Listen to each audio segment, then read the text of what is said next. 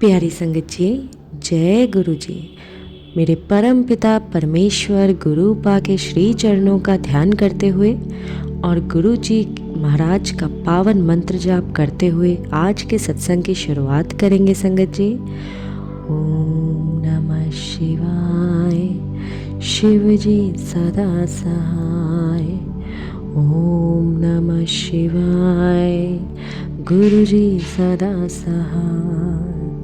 ओम नमः शिवाय, शिव जी सदा सहाय। ओम नमः शिवाय, गुरु जी सदा सहाय।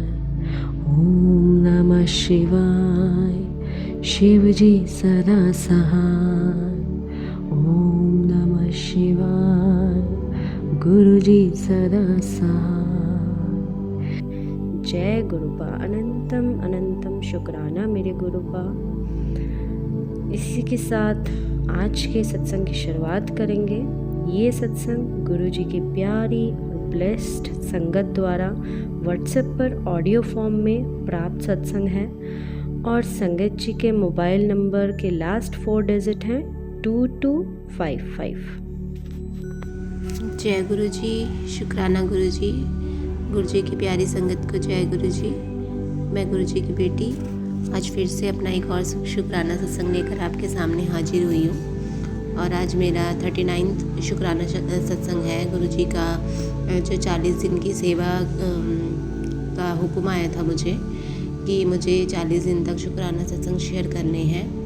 तो गुरु जी की कृपा से अब मेरे ये सत्संग मान लो कि कंप्लीट होने वाली है कड़ी।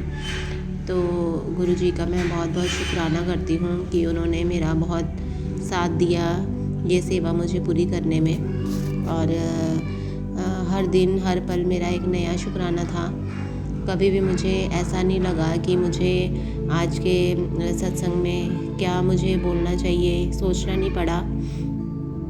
हर दिन नया शुक्राना, हर दिन एक अच्छी खुशी की खबर। और संगत जी, ज़रूरी नहीं कि जो हमारे फेवर में हो वही हमें खुशी की न्यूज़ लगे। कभी कभी जो हमारे फेवर में चीज़ नहीं होती है वो भी हमारे लिए एक अच्छी खबर होती है। जैसे मैं अभी पिछले की बात बताती हूँ, कुछ दिन पहले की, कि मुझे अपने बिज़नेस वर्क में कुछ एक होप थी कि शायद मेरा काम बन जाएगा।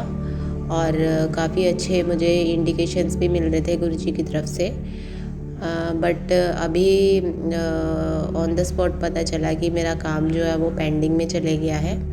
और मतलब जो सोचा था उससे तो अभी फ़िलहाल तो ऑपोजिट ही हुआ। सोचा नहीं था कि पेंडिंग में चले जाएगा वर्क मेरा। तो इस चीज़ में भी मैंने गुरु जी की रज़ा समझ के उनको बहुत बहुत शुक्राना किया कि शायद हो सकता है कि मेरा ये काम मेरे लिए सही ना रहा हो, इसीलिए ही उन्होंने शायद ये काम नहीं करवाया। या अगर इसमें उन्होंने थोड़ा मतलब टाइम आगे बढ़ा दिया तो इसमें भी मेरी ही कोई अच्छी चीज़ रही होगी मेरे लिए कि मेरा काम आगे बढ़ गया। शायद वो दिन मेरे लिए अच्छे ना रहे हों जब ओके होना हो मेरे काम ने, और अच्छे मुहूर्त पे अच्छे दिन पर ये काम होना हो। तो जो भी होगा लास्ट में जो भी रिज़ल्ट आएगा उसको मैं दिल से एक्सेप्ट करूँगी, गुरु जी की इच्छा, गुरु जी की मर्ज़ी समझकर। और वो जो मुझे राह दिखाते चले जाएंगे मैं उसी राह पर चलती जाऊँगी बहुत खुशी से, खुले दिल से। तो शुक्राना करती हूँ मैं गुरु जी का कि उन्होंने मुझे इतना सब्र बख्शा कि अब मैं अपसेट नहीं होती किसी भी सिचुएशन पर। अच्छी खुशी की खबर हो तो गुरु जी बोलते हैं कि ना ही ज़्यादा हमने एक्साइटेड होना है और ना ही अगर दुख हो तो ज़्यादा दुख जताना है। तो न्यूट्रल रहना है हमें कि जिससे अगर हमारे हाथ से कभी जो मिली हुई चीज़ है वो अगर गुरु जी वापस भी ले लें, हमारे भले के लिए होगा वो भी, तो हमें वो चीज़ ज़्यादा इफ़ेक्ट ना करे। और मतलब हम हर चीज़ में गुरु जी की रज़ा में राज़ी रहें। बाकी संगत जी छोटी छोटी बातों का तो ख्याल गुरुजी हमारा रखते ही हैं। जैसे आज मुझे काफ़ी दिन के बाद थोड़ा सा घर में बैठने का मौका मिला, क्योंकि जैसे मैंने अपने लास्ट सत्संग में भी बताया कि गुरुजी मेरे हेल्थ इश्यूज़ में काफ़ी वर्क कर रहे हैं और उन्होंने मुझे एक्टिव कर दिया कि मैं थोड़ा सा अपने हेल्थ की तरफ ध्यान दे रही हूँ। और मेरे मेडिकल चेकअप चल रहे थे, तो आज काफ़ी दिन के बाद मैं घर पे हूँ, तो काफ़ी अच्छा फ़ील हो रहा है। तो गुरुजी के साथ तो मज़े ही मज़े हैं, ऐश ही ऐश हैं। तो ऐसे बहुत सारी छोटी मोटी बातें होती रहती हैं जिसमें कि मन में खुशी भी होती है, हंसी भी आ जाती कई कभार कि गुरुजी कैसे साथ देते हैं, मन की बात सुन लेते हैं। और हमारी कुछ नोटी चीज़ें भी होती हैं जो हम गुरुजी को ऐसे ही बोल देते हैं और वो हमें वो चीज़ें प्रोवाइड करवा देते हैं। जैसे अभी मन कर रहा था कि कुछ चलो ब्रेकफास्ट तो हो गया था, लंच का भी टाइम नहीं हुआ, तो कुछ मन कर रहा था ऐसे ही कि कुछ मैं मतलब मीठा तो खाने का मन नहीं था कि कुछ नमकीन फ्लेवर में कुछ हो तो, बट ऐसा कुछ मुझे मिला नहीं। मैंने सब जगह ढूंढा, किचन में भी चले गई, थोड़ा वॉक कर लिया, घर में ऐसे ही टहल गई। फिर गुरुजी को बोला कि गुरुजी कुछ तो खिला दो मुझे, मन कर रहा है ऐसा कि कुछ खाऊं मैं। तो गुरुजी ने अचानक से ही मुझे थॉट दी कि मैंने फ्रिज ओपन किया अपना और उसमें मैंने कुछ फ्रूट रखे थे, मतलब उन्हें मैंने बॉईल करके कट किया, और सिंगाड़े होते हैं वो मैंने बॉईल किए और वो मेरे फेवरेट भी हैं। तो मुझे बिल्कुल ध्यान नहीं था जब मैं ऐसा सोच रही थी कि कुछ खाने का मन कर रहा है, तो बस गुरुजी ने अच्छे से मुझे रजा दिया बस कि अब संतुष्टि हो गई। तो गुरुजी के साथ तो संतुष्टि है हर बात में, हर चीज़ में। अगर हम देखें, ध्यान से सोचें बैठकर, तो करने वाले गुरुजी हैं। बाकी गुरुजी आजकल काफ़ी टाइम से मुझे जो गुरुजी की पुरानी संगत है उनके सत्संग मुझे सुनाते हैं और मुझे सुन के बहुत अच्छा फ़ील होता है। गुरुजी के साथ एक और ही क्लोज जाने का मौका मिलता है, उन्हें जानने और समझने का मौका मिलता है कि क्या बोलते थे वो और कैसे वो अपनी संगत को प्यार करते थे, छोटे बच्चे से लेकर बड़े तक, बूढ़ों तक, कैसे वो इतना अपना प्यार शो करते थे बातों में। कभी कभार डांटते भी थे और जैसे एक पिता की तरह गाइड भी करते थे सबको। तो बस ओल्ड संगत की बातें सुन के यही एहसास होता है कि गुरुजी ये सब चीज़ें हमारे साथ करते हैं और गुरुजी हमारे साथ भी सेम ऐसे ही हैं जैसे वो उस टाइम अपनी फ़िज़िकल फॉर्म में थे।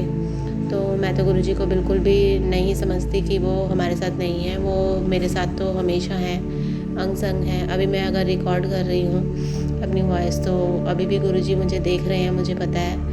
और गुरुजी से बस यही अरदास है कि मेरे मन में किसी के लिए गलत भावना ना आए, कभी मैं किसी के लिए गलत ना सोचूं, मेरे हाथों किसी का कुछ बुरा ना हो, किसी का दिल ना दुखे। बहुत कोशिश करती हूँ।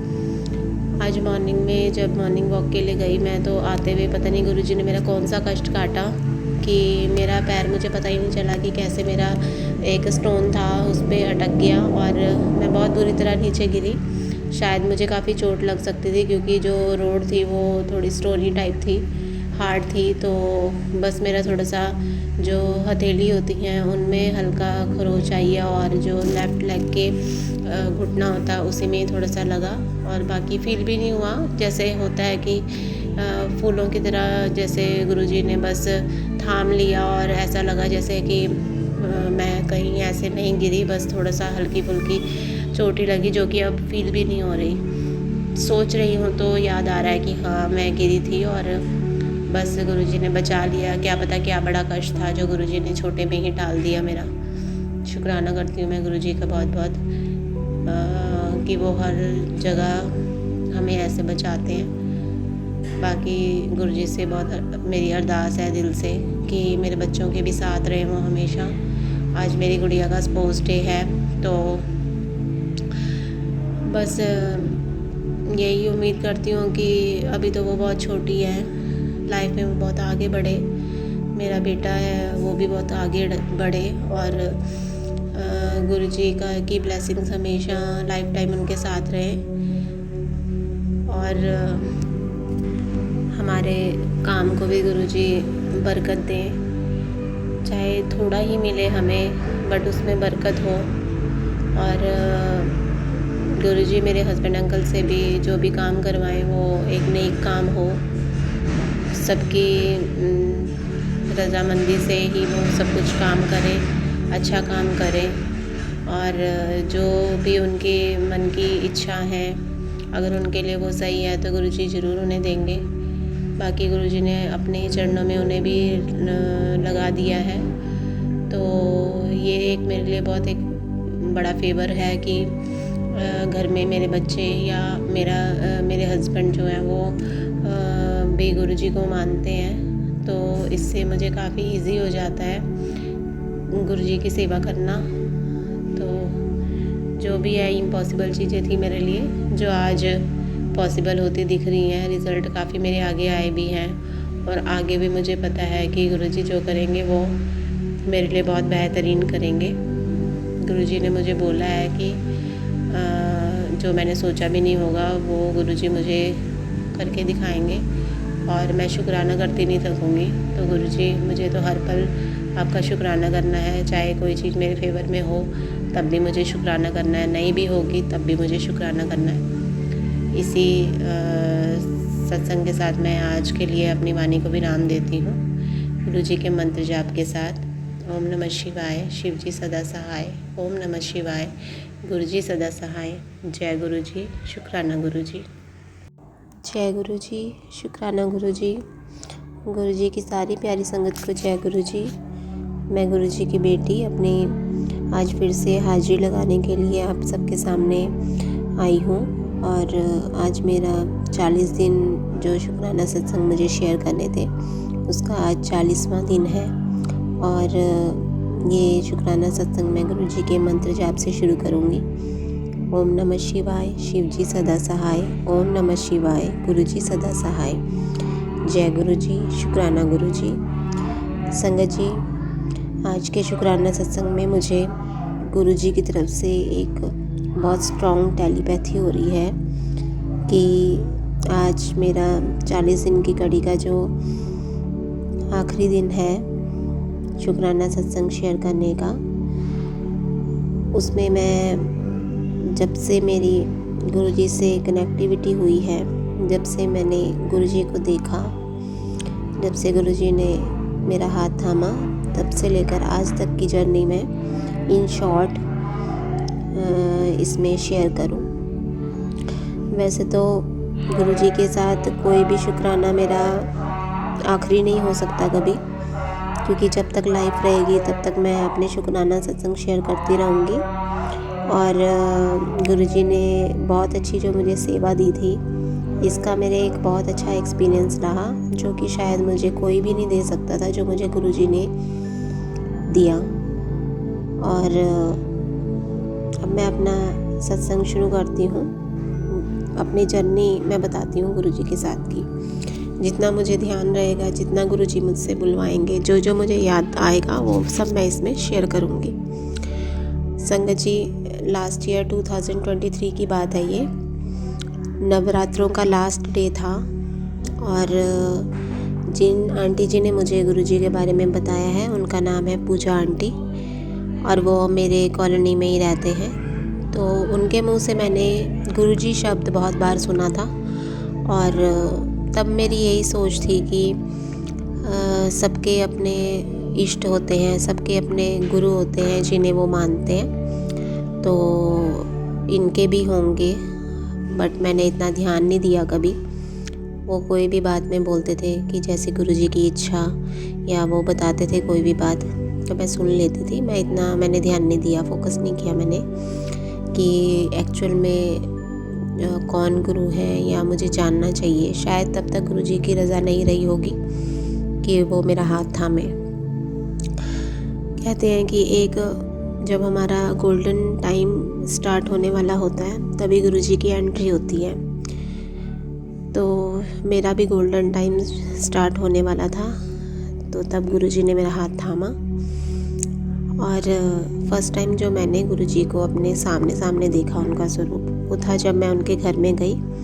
किसी काम से ही गई थी मैं, और मुझे पूरा याद है कि उस दिन नवरात्रे का लास्ट डे था, 9th नवरात्रा था, जिस दिन गुरुजी ने मुझे दर्शन दिए।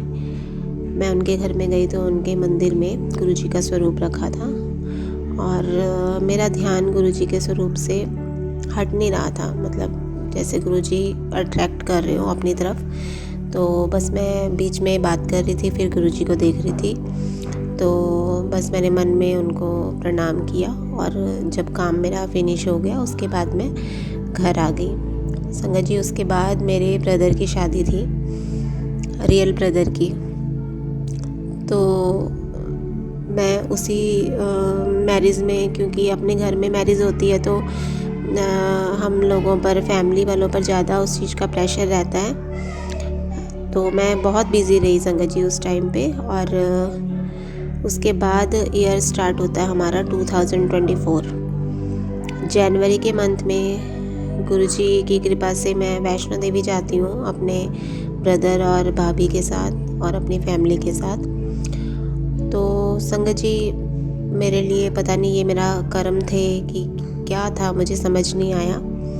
हमारे वहाँ से आने के बाद मेरी कुछ वहीं हो गई थी, माता रानी के दरबार से आते हुए कुछ मिसअंडरस्टैंडिंग हो गई थी मेरी अपने ब्रदर और भाभी के साथ, और जो कि आज तक चल ही रही है, 1 साल होने को हो गया।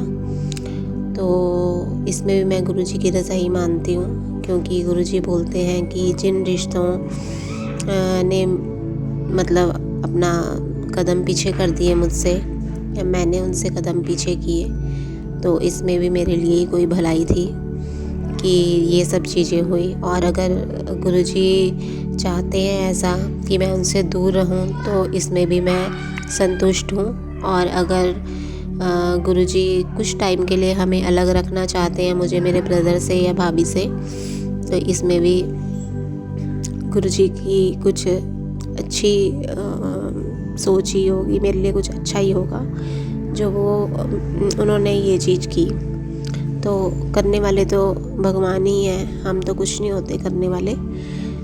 तो जनवरी का मंथ आया, और उस मंथ में मेरे पर्सनल इश्यूज़ भी कुछ ऐसे रिलेशनशिप में हो गए थे कि मतलब वो टाइम मुझे अगर लगता है तो मेरी लाइफ का सबसे वर्स्ट टाइम था, जनवरी टू मार्च। उस टाइम पे संगत जी मुझे बहुत ज़रूरत थी शायद गुरुजी की, क्योंकि कोई इंसान मुझे नहीं समझ सकता था, कोई रिश्ता मुझे नहीं समझ सकता था। सब अपनी अपनी जगह ठीक है, बट जिस चीज़ से मैं परेशान थी, मैं असंतुष्ट थी, वो चीज़ मतलब कि मुझे उस चीज़ ने बहुत झंझोड़ के रख दिया था। वो मैं इस सत्संग में तो शेयर नहीं कर सकती हूँ एक्चुअल बात, बट वो टाइम 3 महीने जो मेरे गए वहाँ से आने के बाद, 14th of Jan को हम वहाँ से आए 2024 को, और 15 Jan से लेकर 15 मार्च तक का टाइम मेरे लिए बहुत टफ़ निकला। और उस टाइम पे मैंने बहुत चीज़ों का सहारा लिया खुद को हीलिंग देने के लिए। मैंने उस टाइम मोटिवेशनल स्पीच सुनी, वीडियो सर्च की, और मैं टैरो रीडिंग सुनती थी, उससे भी मुझे खैर काफ़ी हीलिंग मिली। और मैं उस टाइम पे बहुत अंदर से अकेली हो गई थी, भले ही मेरे आसपास के किसी को कुछ नहीं पता, बट मैं बहुत अकेली फील हो गई थी। और वो एक शायद फिर एक्चुअल टाइम था जब शायद गुरुजी को लगा कि अब मुझे इसका हाथ पकड़ना चाहिए। तो संगत जी 15 मार्च आता है फिर से, और वो आंटी जी आते हैं मेरे घर में, पूजा आंटी, जिन्होंने मुझे गुरुजी के बारे में फ़र्स्ट टाइम बताया। तो संगत जी उस टाइम वो टाइम ऐसा चल रहा होता है कि मेरा काफ़ी ट्रांसफॉर्मेशन होता है उन दिनों।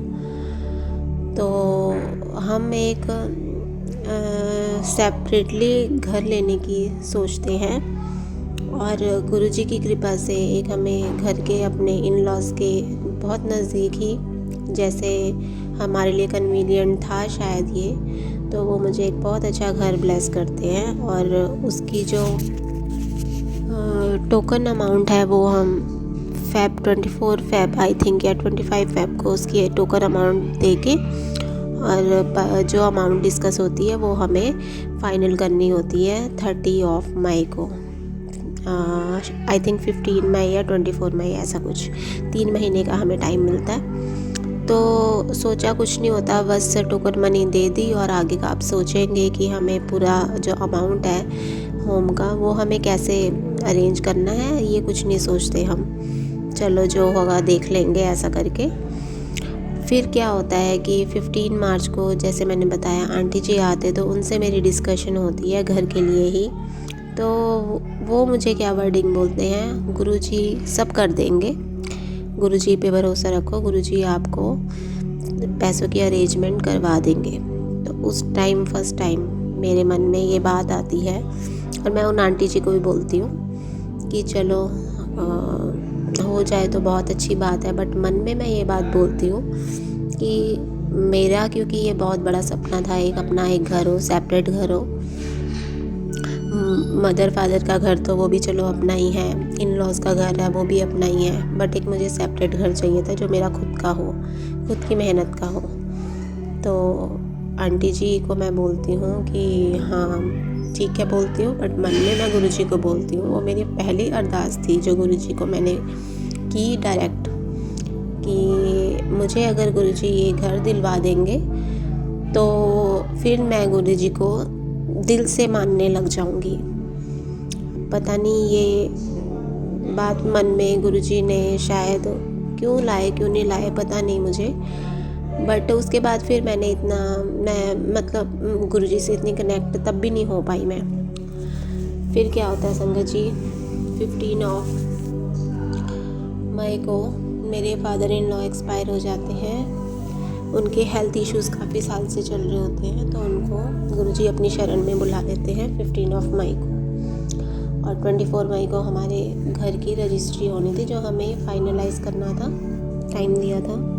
तो जिनसे हमने ये मकान हमने लिया था वो रेडी नहीं हुए हमें थोड़ा और टाइम देने के लिए, और हम फाइनेंशियली हम बिल्कुल भी मतलब नहीं थे कि हम पैसे अरेंज ही नहीं हुए थे उस टाइम तक, क्योंकि जो पैसे थोड़े बहुत थे वो हमारे हॉस्पिटल्स में लग गए और कुछ टाइम नहीं मिला हमें अरेंजमेंट का।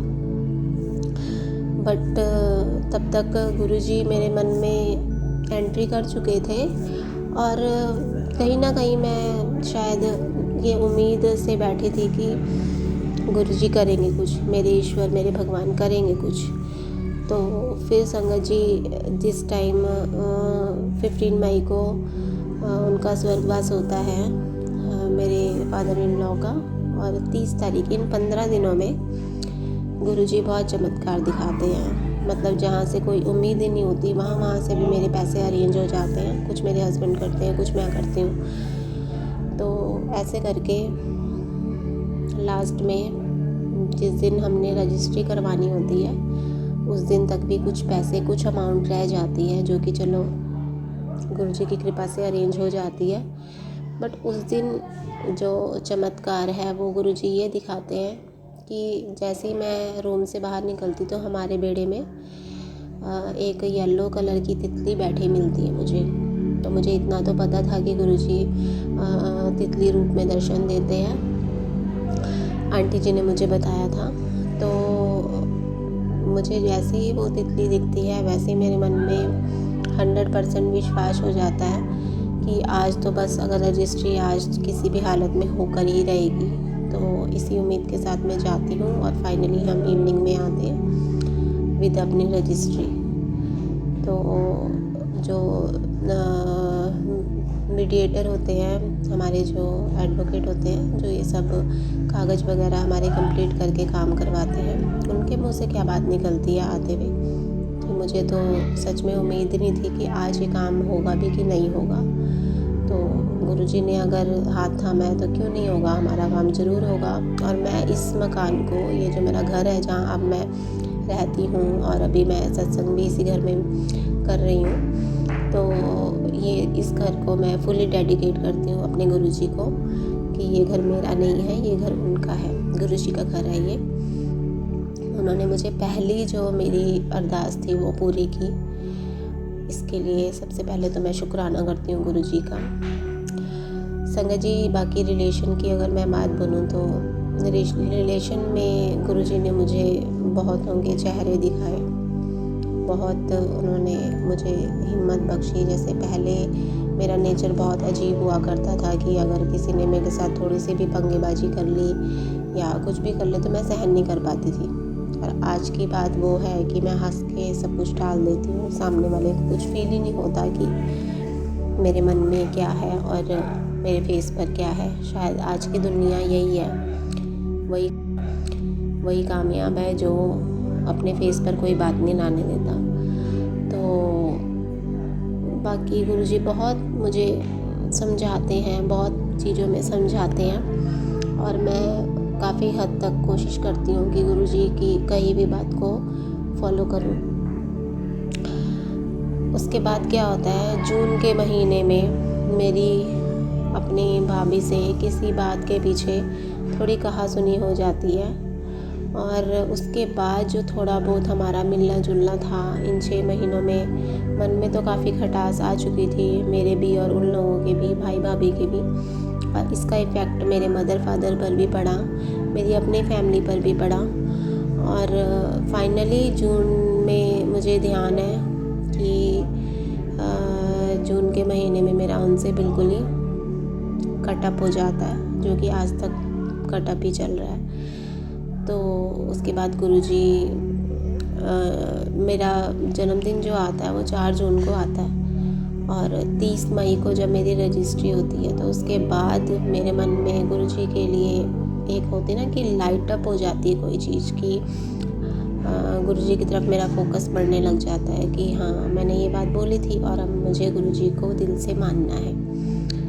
तो मैं अपने इस साल के जन्मदिन का सबसे बड़ा तोहफ़ा यही मानती हूँ कि गुरुजी मेरी लाइफ में आए इस साल अपने जन्मदिन के मौके पर। गुरुजी ने तो मेरा हाथ पता नहीं कब से थाम रखा है, जिसका उन्होंने एक ट्रेलर दे दिया था मुझे 2023 में जब उन्होंने दर्शन दिए नवरात्रों में, 9वें नवरात्रे वाले दिन। और फिर जब मार्च में मैंने उनको पुकारा और जून में उन्होंने मतलब कि वो बात साबित कर दी, जो मैंने अरदास की थी वो उन्होंने मेरी फुलफ़िल कर दी।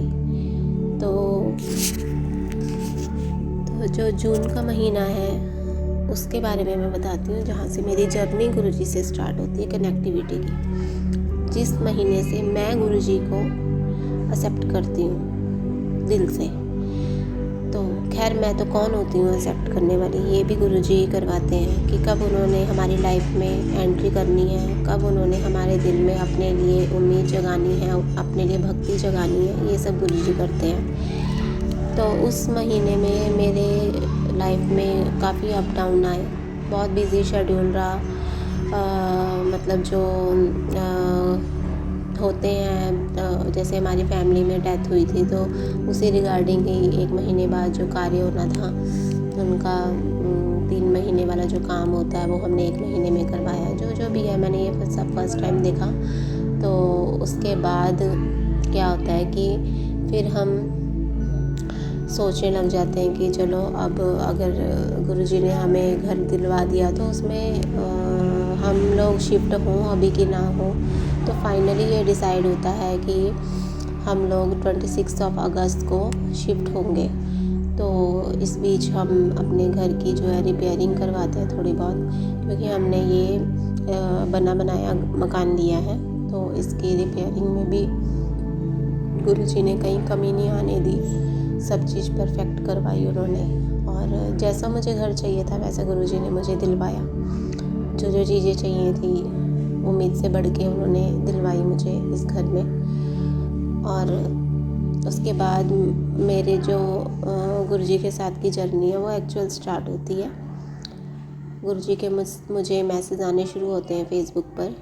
और फिर जो फर्स्ट मैसेज था गुरुजी का, वो उनका मुझे ये हिट किया कि तेरा मायका तेरा बड़े मंदिर है, तुझे बिल्कुल घबराने की ज़रूरत नहीं है, उदास मत हो, और जब भी दिल करे तब भी तू मेरे पास आ जाया कर, अपने पिता के घर में आ जाया कर। तो ये बात मुझे बहुत मतलब कि मुझे इमोशनल कर गई ये बात। और उस दौरान मेरा अपने मदर फादर के साथ भी थोड़ा सा मनमुटाव हो गया था उन लोगों की वजह से। और गुरुजी ये भी बोलते थे कि तेरे साथ जिसने बुरा किया है उनको सबक मैं सिखाऊंगा, तुझे कुछ भी बोलने की ज़रूरत नहीं है। और सच में मैंने उनके साथ उस दिन के बाद बिल्कुल ऐसा क्लियर कट किया कि मैंने उनसे आज तक भी कोई बात नहीं की है।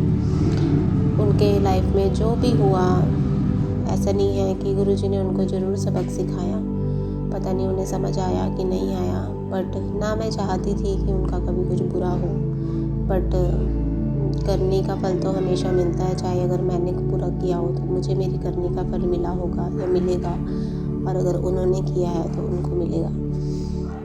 तो संगत जी, बात ये आती है कि फिर मुझे गुरुजी के मैसेज, बहुत स्ट्रॉन्ग मैसेज आते हैं कि 7 जुलाई को बड़े मंदिर आने की तैयारी कर ले। और 7 जुलाई को बड़े मंदिर, तब फिर मैं सर्च करती हूँ, मुझे फिर धीरे धीरे पता चलता है कि 7 जुलाई को गुरुजी का बर्थडे है। और मैं टेलीपैथी इतनी स्ट्रॉन्ग मुझे आती है कि मैं जो आंटी जी हैं, पूजा आंटी, उनको मैं कॉल करके बोलती हूँ कि मुझे नहीं पता था कि बड़े मंदिर दिल्ली में है, कुछ भी नहीं पता था छतरपुर का। और मैंने उनसे ये बोला, मैंने कहा कि जैसे मैंने डुगरी मंदिर के बारे में सुना कि डुगरी वाले गुरुजी हैं, तो मैंने उनसे पूछा कि डुगरी चलोगे आप? तो उन्होंने बोला कि डुगरी तो शायद फर्स्ट मंथ के फर्स्ट संडे को ही ओपन रहता है, तो अगर आपने चलना है तो मैं आपकी टिकट अरेंज करवा देती हूँ, और हम लोग 7 जुलाई को छतरपुर मंदिर जा रहे हैं। तो बस मैंने उन्हें हाँ बोल दिया। और मैंने तब तक घर में तो किसी को भी नहीं पता था कि मैंने गुरुजी को अपना बना लिया है और गुरुजी ने मेरा हाथ थाम लिया है, ऐसा कुछ मैंने किसी को बताया नहीं था। तो मन में फिर वही असमंजस रहता है कि इतनी दूर मैं आज तक कभी शादी के बाद क्या शादी से पहले कभी अकेले नहीं गई। तो ये मेरा फर्स्ट चांस था जब मैं इस चीज़ के बारे में सोच रही थी कि मैं अब जाऊंगी। तो वही है कि गुरुजी ने अगर बुलाना होता है तो वो सब रास्ते खुद ही खोल देते हैं। तो जैसे ही 7 जुलाई नज़दीक आने लगी और मैंने फिर अपने हस्बैंड अंकल को बताया, और वो थोड़ा शॉक भी हुए, मतलब जैसे सबका फर्स्ट रिएक्शन रहता है वही उनका भी था। और वो भी यही बोल रहे थे कि मतलब थोड़ा सा उल्टा सीधा बोला उन्होंने, 1-2 बातें जो मुझे पसंद नहीं आई, तो मेरी उनसे थोड़ी सी इस बारे में थोड़ी कहासुनी भी हो गई। तो लास्ट में यही हुआ कि कोई बात नहीं, तुम बस हाँ बोलो और मुझे जाना है, मैंने टिकट अरेंज करवा ली है। तो चलो, घर में भी फिर उन्होंने ही बात करी, बताया उन्होंने कि जाना है। मैं फ़र्स्ट टाइम 7 जुलाई को गुरुजी के बड़े मंदिर में गई और अपनी गुड़िया के साथ गई थी। तो उस दिन का भी मेरा बहुत अच्छा एक्सपीरियंस रहा। वो मैं एक्सपीरियंस पहले भी शेयर कर चुकी हूँ अपने सत्संग में, आगे भी कभी शेयर करूँगी। तो वहाँ पे मुझे फ़र्स्ट टाइम मैं गई थी तो सेवादार अंकल के थ्रू मुझे एक ब्लेसिंग, जो वैसे तो बहुत सारी ब्लेसिंग मिली उस दिन, बस में भी मिली और स्वरूप भी मिला मुझे। जो बस में लगा रखा था वो मैंने आंटी जी से ही मांगा था, क्योंकि मेरे पास कोई स्वरूप नहीं था गुरुजी का मेरे घर में। बट जो वहाँ से मुझे ब्लेसिंग मिली वो सेवादार अंकल जी के थ्रू मिली। उन्होंने मुझे गले का लॉकेट दिया गुरुजी का, जो कि मैंने अपने हस्बैंड अंकल के पर्स में रखा हुआ है, और ये ब्लेसिंग मैंने उनको दी। तो संगत जी, क्या होता है, वहाँ से आने के बाद मैं काफ़ी सत्संग सुनती हूँ गुरुजी के, और धीरे धीरे मुझे बहुत चीज़ें गुरुजी के बारे में पता लगती हैं जब वो फिज़िकल फॉर्म में थे, या उनके वचन क्या है, सब चीज़ें फिर मैं धीरे धीरे सत्संग सुनती हूँ। और साथ के साथ गुरुजी मुझे अपनी प्रेजेंस भी दिखाते हैं कि तितली तो खैर फर्स्ट टाइम तभी दिखी थी, उसके बाद काफ़ी टाइम तक नहीं दिखी। और गुरुजी मुझे हाँ संगत जी, मैं ये बताना भूल गई कि जिस दिन मैं रजिस्ट्री करवा के आई तो उस दिन घर आके मुझे एक आवाज़ आती है कानों में कि करवा के आ गई काम, ऐसे करके। तो शायद वो गुरुजी की वॉइस थी जो मैंने सुनी और मैंने उस बात का जवाब मन में हाँ बोला। फिर गुरुजी मुझे उसके 2-3 दिन बाद ही, मतलब आई थिंक मुझे एग्जैक्ट याद नहीं है, शायद मेरे बर्थडे के नियर अबाउट ही मुझे ड्रीम में गुरुजी एक बहुत चमकती हुई लाइट के थ्रू उनका फेस दिखता है।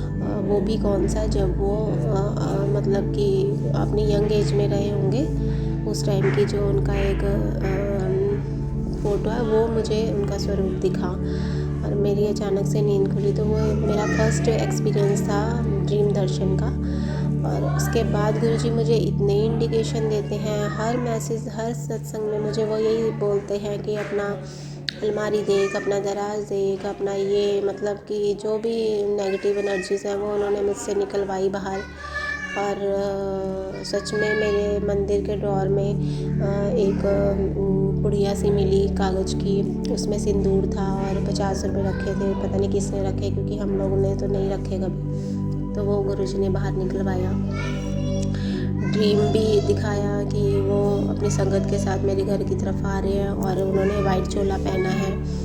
वो मेरी सिस्टर इन लॉ को हग कर रहे हैं। एक्चुअली इस समय मेरी जो सिस्टर इन लॉ है उन पर चौकी आती है, हमारे जो कुल देवी है उनकी। तो इसका इंडिकेशन ये था कि गुरुजी को जो हमारी कुल देवी है वो गले लगी।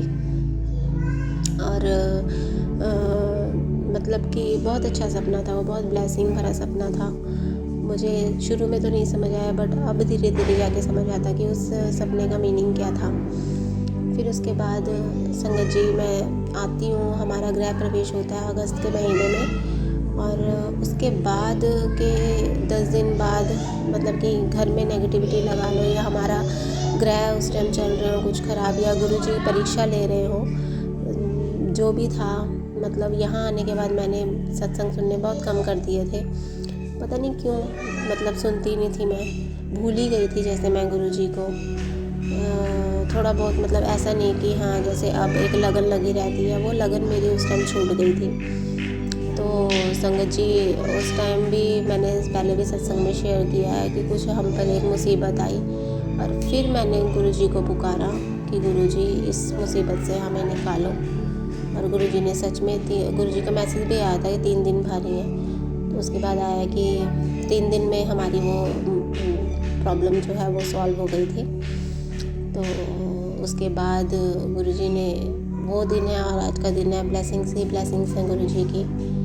और अब मेरा सत्संग काफ़ी लॉन्ग हो गया है, तो आगे की अपनी जो जर्नी है वो नेक्स्ट सेकंड पार्ट में मैं ज़रूर शेयर करूँगी। अभी गुरुजी की इतना ही इच्छा है कि मैं अपना सत्संग इतना शेयर करके यहीं पर ही विराम करूं। थोड़ी डिस्टर्बेंस भी है मेरी बैक साइड में, तो मैं इसके आगे की जर्नी जल्दी शेयर करूंगी इसी पेज पर। अपनी वाणी को मैं यहीं विराम देती हूँ गुरुजी के मंत्र जाप के साथ। ओम नमः शिवाय, शिवजी सदा सहाय। ओम नमः शिवाय, गुरुजी सदा सहाय। जय गुरुजी, शुक्राना गुरुजी। संगत जी, आप लोग चाहें तो आप भी अपने साथ हुए सत्संग हमें व्हाट्सएप या ईमेल के थ्रू लिखकर या ऑडियो रिकॉर्ड करके भेज सकते हैं। इस सत्संग को यहीं विराम देते हुए अगले सत्संग की तैयारी करेंगे संगत जी। ओम नमः शिवाय, शिवजी सदा सहाय। ओम नमः शिवाय, गुरुजी सदा सहाय। जय गुरुजी। अनंतम अनंतम शुक्राना मेरे गुरुपा।